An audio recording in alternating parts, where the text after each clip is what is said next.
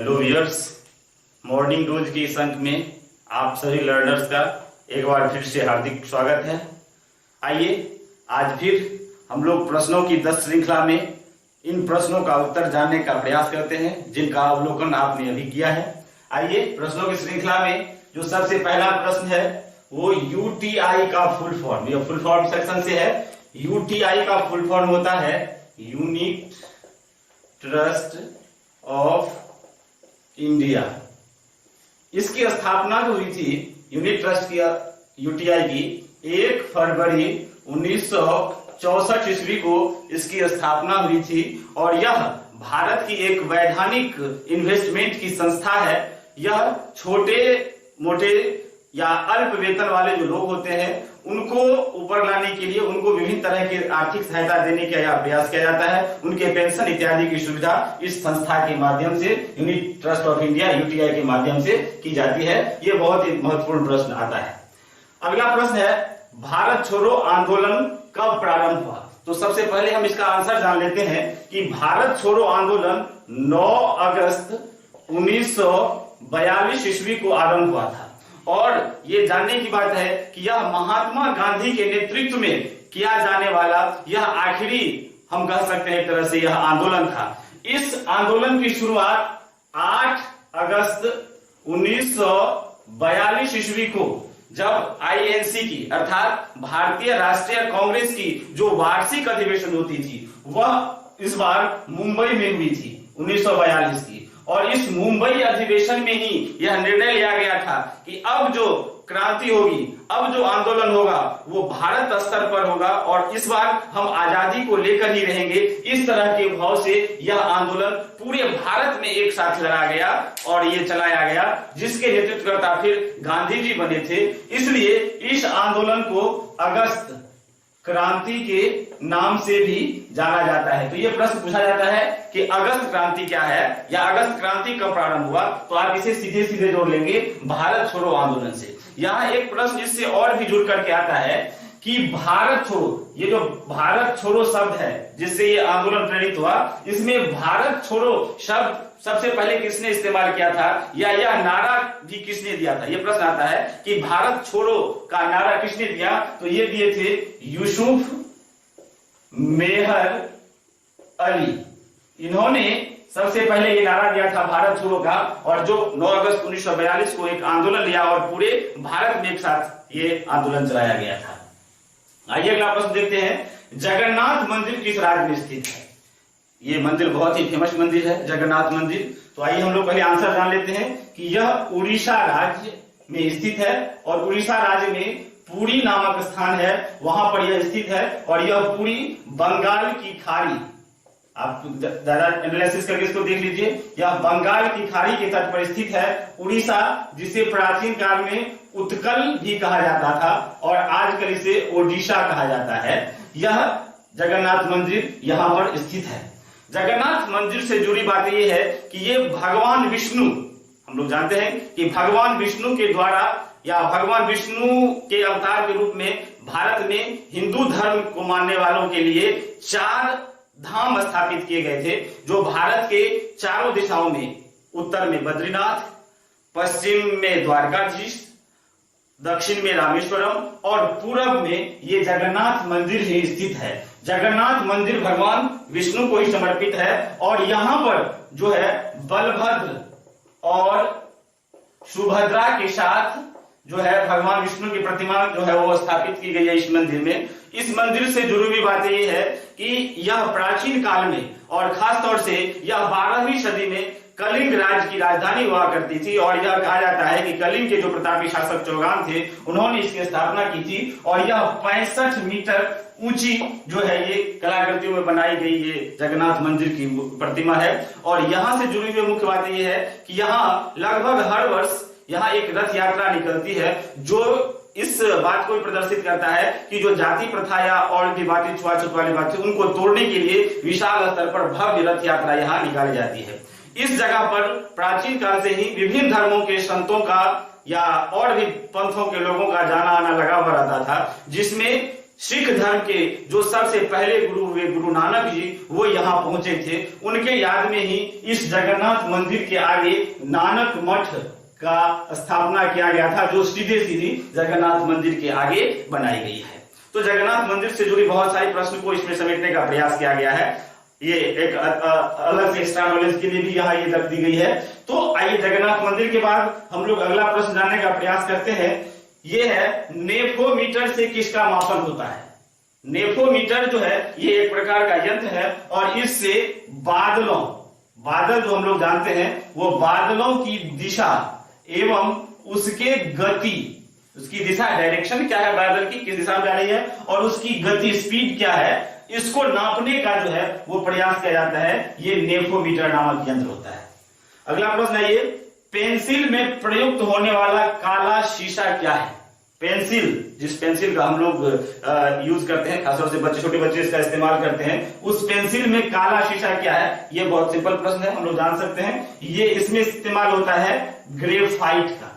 और ये ग्रेफाइट जो है ये कार्बन के दो जो मुख्य अपरूप हैं, जिसमें हीरा और ग्रेफाइट का नाम आता है, उसमें ये ग्रेफाइट है। और ग्रेफाइट को कहा जाता है कि ये तो अधातुओं की श्रेणी में आता है और अधातुओं में ये इसकी जो एक खास विशेषता है कि ये बहुत सारे इसमें प्रश्न जुड़ जाते हैं। तो अधातु होते हुए भी ये विद्युत के सुचालक होते हैं। जनरली अधातु जो है विद्युत के कुचालक होते हैं, उससे करंट प्रवाहित नहीं होती है। लेकिन ये ग्रेफाइट जो ऐसा होता है ये अधातु होते हुए भी, अधातु इसलिए कि ये टूट जाता है, बार बार इसका इस्तेमाल करने पर ये टूट जाता है, तो ये अधातु होते हुए भी ये विद्युत का क्या है, ये सुचालक है। तो ये यहाँ प्रश्न।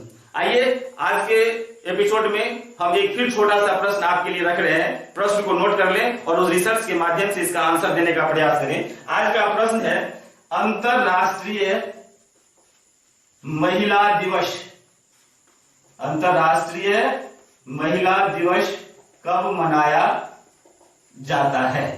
इस प्रश्न का आंसर आप देकर कमेंट्स के माध्यम से हम तक पहुंचाने का प्रयास करेंगे। अगला प्रश्न है, भारत की पार्लियामेंट का उद्घाटन कब हुआ था। ये बहुत ही महत्वपूर्ण प्रश्न है और जैसा हम लोग जान रहे हैं कि पार्लियामेंट, जिसे संसद भवन के नाम से भी जाना जाता है, इसका उद्घाटन कब हुआ था, अर्थात ये कब बनकर के तैयार हुआ। यहाँ इससे बहुत सारे जुड़े हुए प्रश्न आते हैं, मैं इसको बताने का प्रयास कर रहा हूं। तो सबसे पहले जान लीजिए जो सीधा प्रश्न है कि भारत की पार्लियामेंट का उद्घाटन, तो ये उद्घाटन हुआ था 18 जून 1927 ईस्वी को। तो एक प्रश्न यहाँ ये आ गया।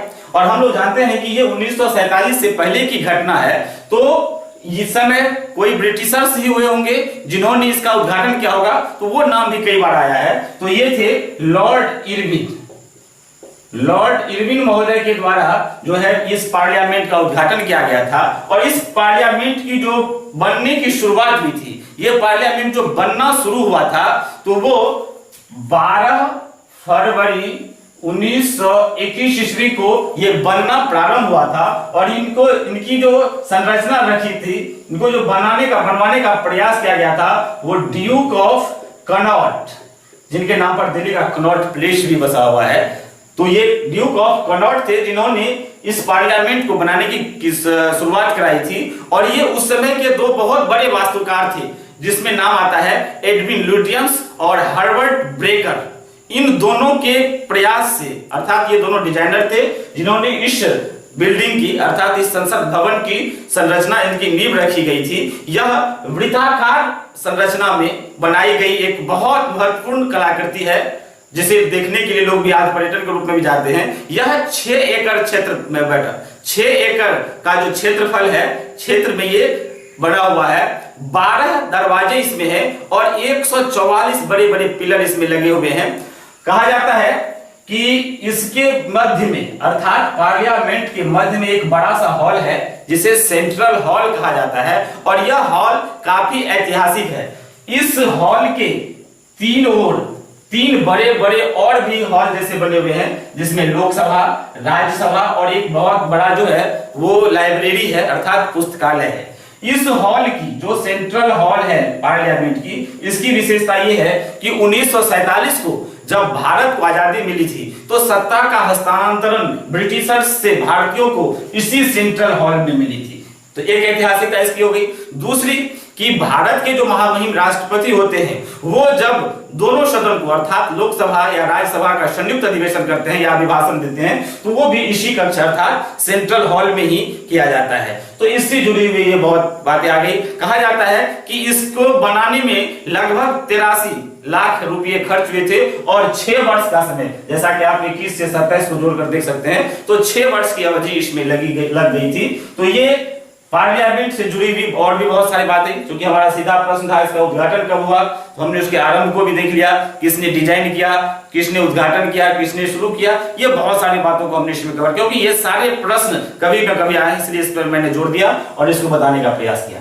अगला छोटा सा प्रश्न आइए देखते हैं, किस महाद्वीप को पठारी महाद्वीप कहा जाता है? अर्थात यहाँ पर पठार, जैसे हम लोग श्रृंखला में देखते हैं कि पहाड़ जब अपर्दित होकर के अपने नीचे वाले अवस्था में आते हैं तो पठार कहा जाता है। तो पठार महाद्वीप कौन सा है? तो इसका सीधा सीधा आंसर है अफ्रीका महाद्वीप। अफ्रीका महाद्वीप को पठारी महाद्वीप कहा जाता है।